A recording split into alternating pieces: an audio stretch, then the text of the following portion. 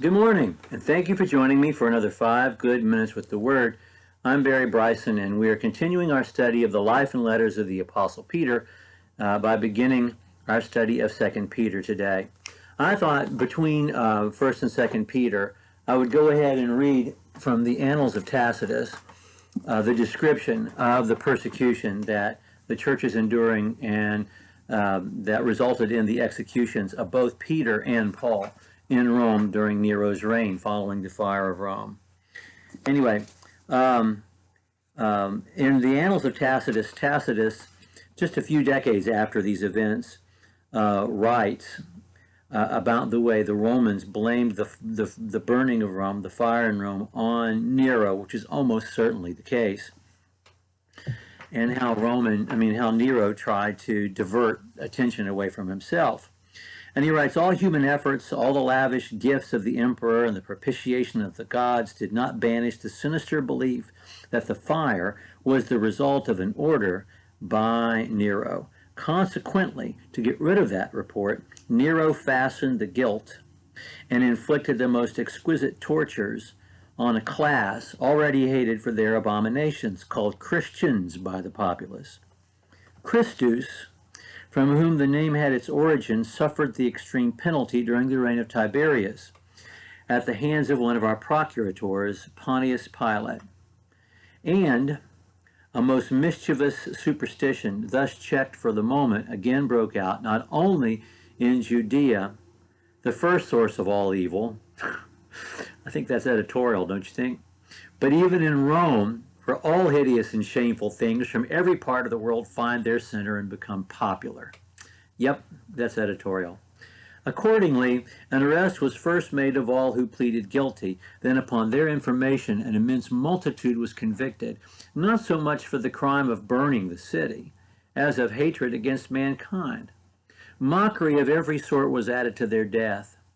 They were sewn up in the skins of wild animals and were fed to the dogs and perished, or they were nailed to crosses, or were doomed to the flames and burnt to serve as a nightly illumination when daylight had expired.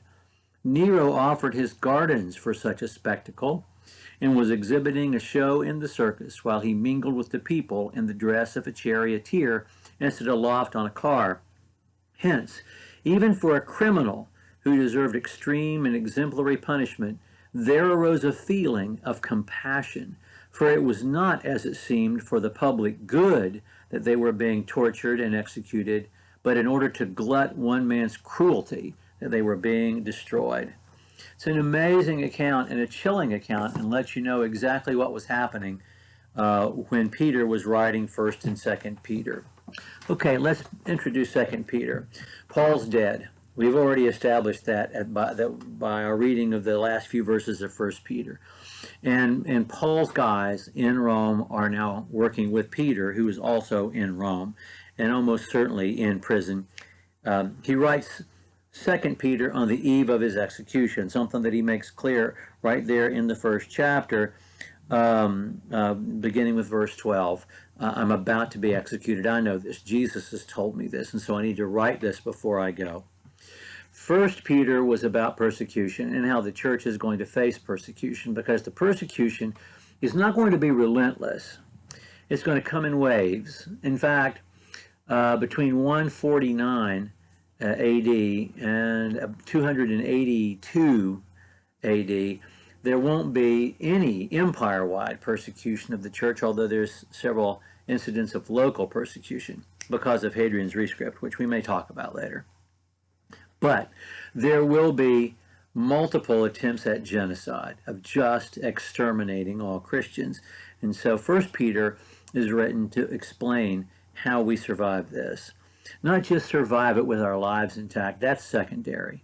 How do we survive this with our faith and our identity intact? That's primary. And that's what 1 Peter is about. 2 Peter is about the other problem the church is going to face going forward, and that is the problem of false teaching. And so 1 Peter is very clear about the false teaching that is about to come and that is already happening in the church. And he tells them how to identify it and what to do to survive it. The false teaching that he's going to be dealing with, the church is going to be dealing with going forward, has really little to do with the Judaizing that the Apostle Paul dealt with. But Paul already in passages like 1 Corinthians and John will later on in 1 John and 2 John be dealing with a Greek form of false teaching, really philosophy that makes its way into the church, and it's based upon a Greek dualism, the whole notion that there is body and spirit.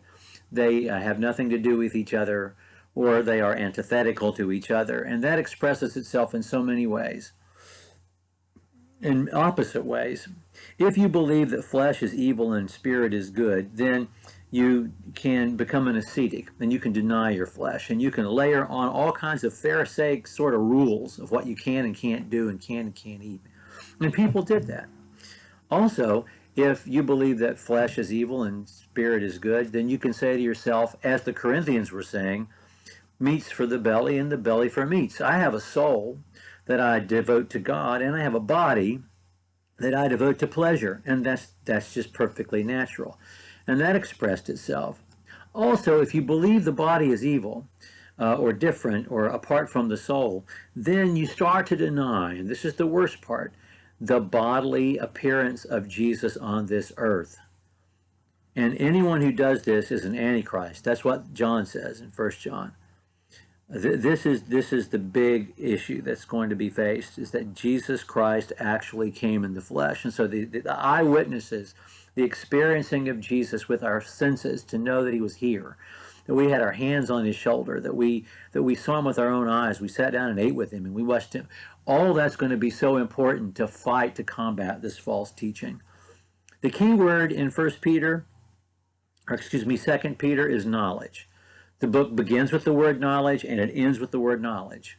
And throughout the book, knowledge is being repeated over and over again. You need to know this. You need to know Scripture. Know Scripture. And the cool thing about this book is that twice, the Apostle Peter links together the Old Testament Scripture and apostolic teaching, and he calls it all Scripture. That not only is Genesis through Zechariah Scripture, but the things we apostles have been sharing with you, that's Scripture too, and binding. And you need to know that if you're going to survive this. Okay, well, we have a lot more to say, but we'll have to say some more tomorrow because I've already taken almost 8 minutes of your time. Thank you for joining me for another 5 good minutes.